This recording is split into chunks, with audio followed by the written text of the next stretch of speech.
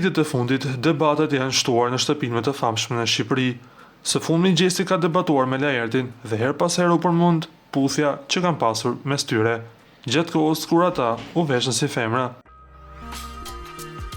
Gjesti e pyeti aktorin nëse po e kuptonte pasi disa herë i ka thënë analfabet.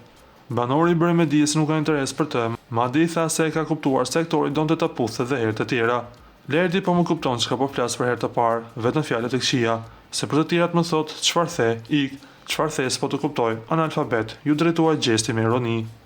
Të ha unë ty frizurën, ti ke qef me m'puth sërish, por unë nuk kam qef me ty, vazhdoi ai.